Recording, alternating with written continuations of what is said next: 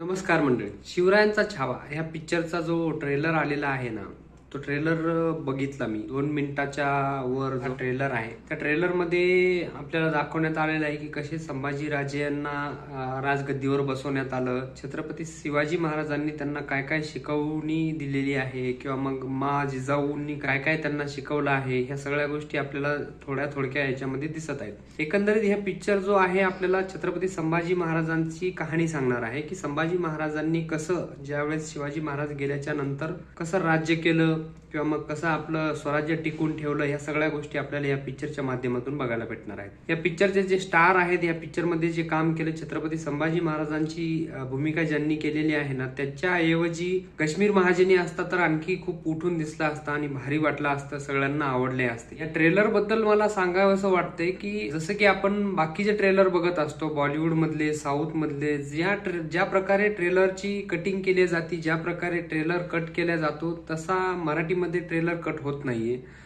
ज्यावेळेस त्याचं बीजीएम वाजत होतं त्यावेळेस असं वाटत होतं की एकदम इमोशनल होतं, म्हणजे असं गुज बंप वाटल्यासारखं असं काही वाटत नव्हतं की अंगावर काटा येईल असं कुठलंही बीजीएम मला वाटलं नाही. पूर्ण ट्रेलर मध्ये कुठंच मला दिसलेलं नाही. ते ट्रेलर कसा असावा की ट्रेलर मध्ये तुम्हाला असं सस्पेन्स देता आलं पाहिजे, ट्रेलर मध्ये तुम्हाला असं लोकांना ओढून घेता आलं पाहिजे, ऑडियन्स जे की तुम्हाला थिएटर पर्यंत ओढता आले पाहिजे. हे फक्त असं झालेलं आहे की छत्रपती शिवाजी महाराज आणि छत्रपती संभाजी महाराज यांच्या आयुष्यावर किंवा मग यांच्यावर सगळे पिक्चर बनवायचे आणि लोकांना एक श्रद्धा आणि आदरच्या पोटी लोक ते बघायला जातात की आपला इतिहास काय आहे.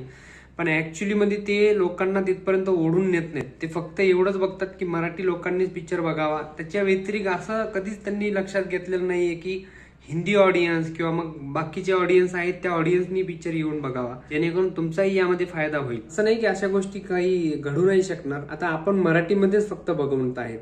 आपण जर हिंदीमध्ये हा ट्रेलर बघितला किंवा मग आणखी इतर लँग्वेज मध्ये पिक्चर जर बनवला ना, तर खरंच खूप चांगलं होईल. पिक्चरचा ज्यावेळेस आपण ट्रेलर कटछाट करतो त्यावेळेस उत्सुकता लागून राहील असं फक्त दाखवा, म्हणजे जरासं व्यवस्थित कटिंग झाली पाहिजे, त्याचं बीजीएम व्यवस्थित झालं पाहिजे. मराठी फिल्म इंडस्ट्रीचे ट्रेलर जेवढे मी बघितले आहेत ना, तिथं काय होते माहितीये का की ते ट्रेलर मध्ये पूर्ण पिक्चर दाखवून देतात.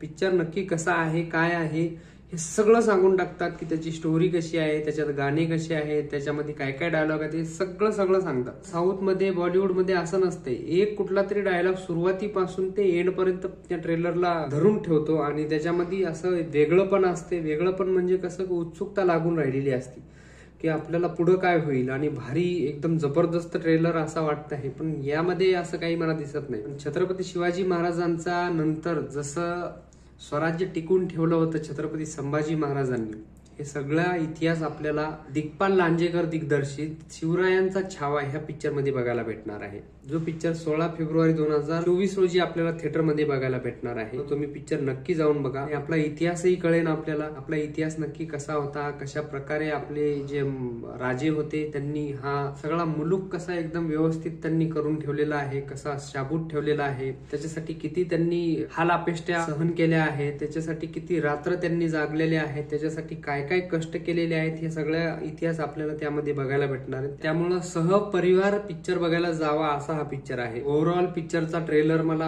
ठीक वाटला. थोडासा VFX जरा चांगला असतं तर झालं असतं आणि डायलॉग बद्दल मी तुम्हाला सांगितलं जसं कटछाट व्यवस्थित झाली असती तर बाकी सगळं ठीक आहे. आणि या पिक्चरला माझ्याकडनं खूप साऱ्या शुभेच्छा. तुम्ही पिक्चरचा ट्रेलर बघितला का, तुम्हाला कसा वाटला आणि आमचा व्हिडिओ कसा वाटला हेही कमेंट करून सांगा. भेटूया आपण एका नवीन चित्रपटासोबत, एका नवीन स्टोरी सोबत. तोपर्यंत सगळ्यांना माझ्याकडनं राम राम.